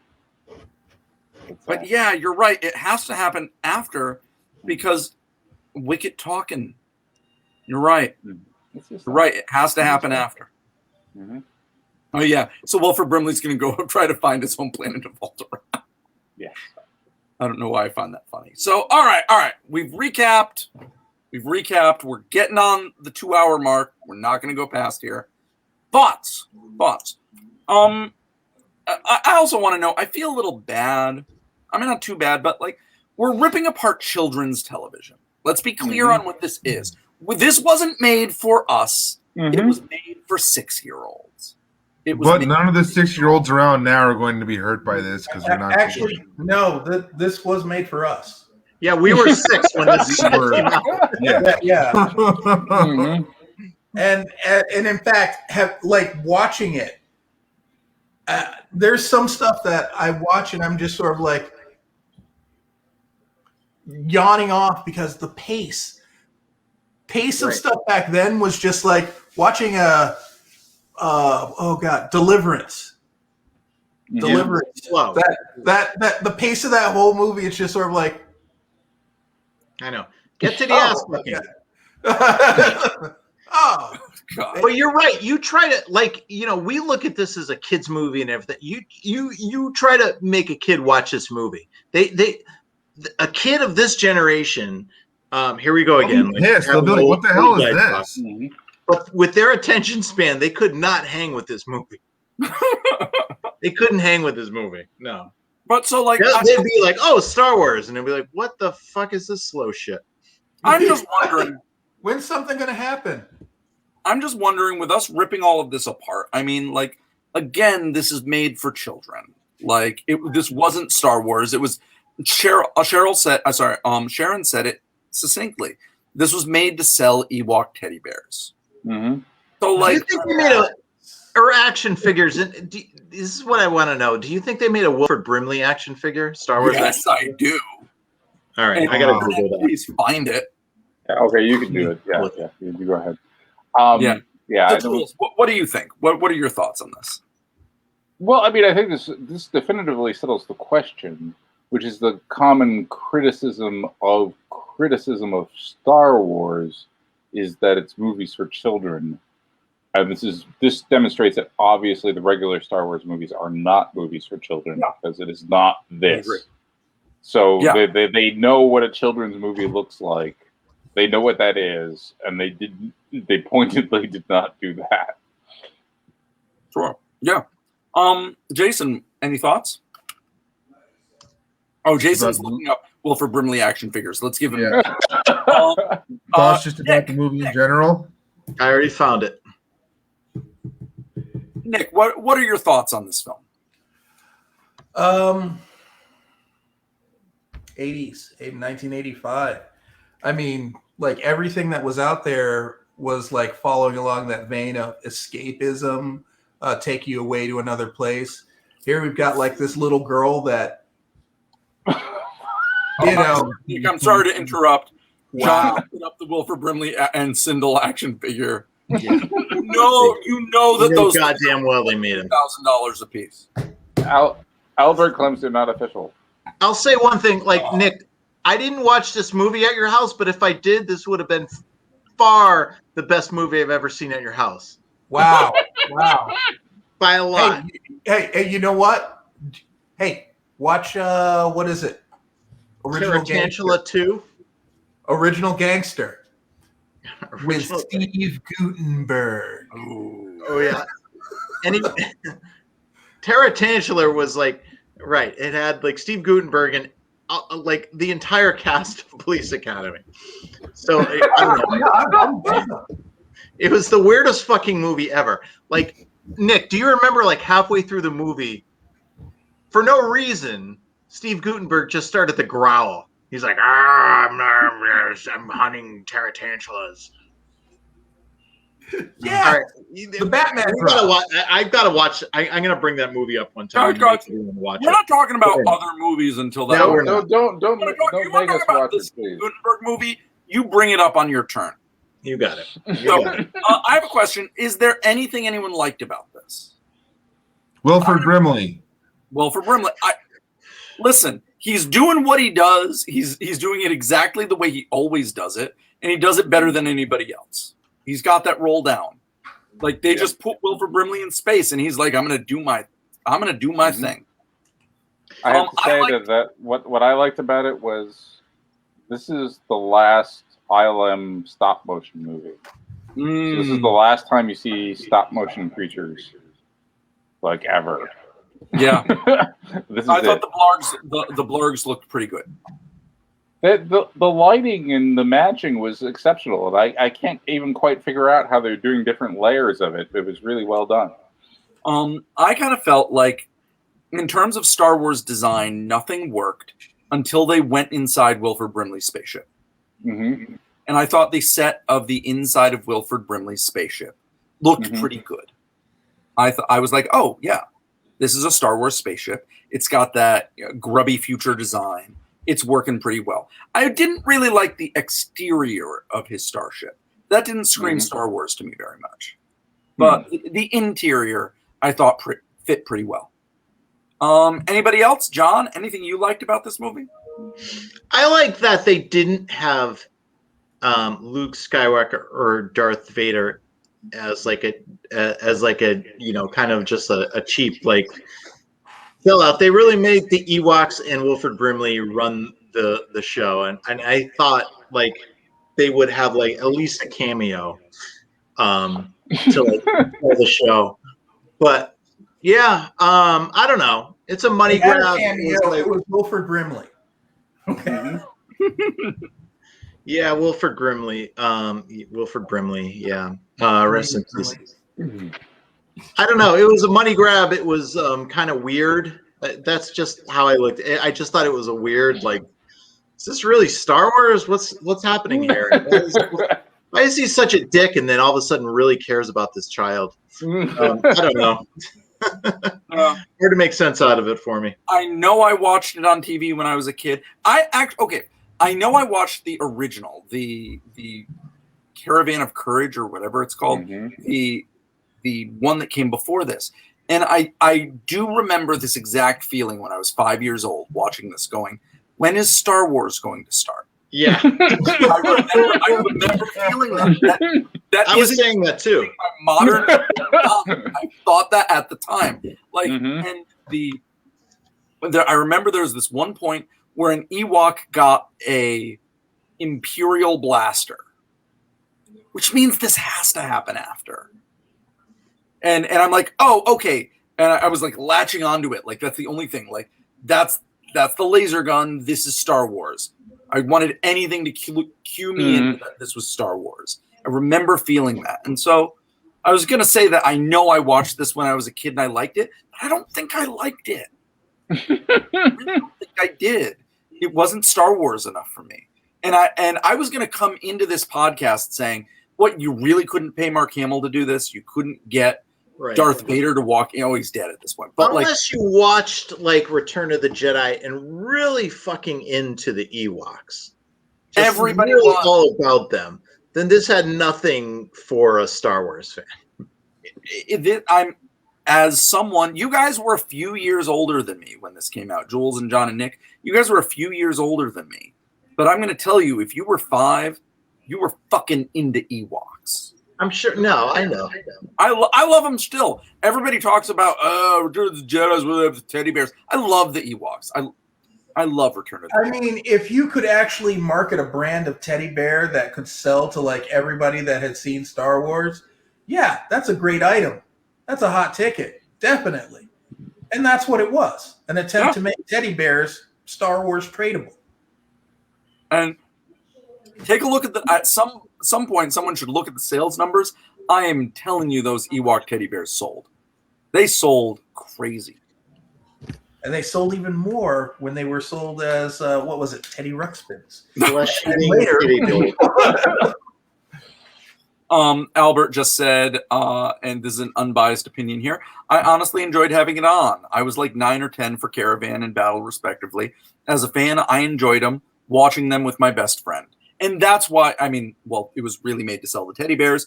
But listen, I mean, if that was your experience, then this was a success. This movie did what it was supposed to do.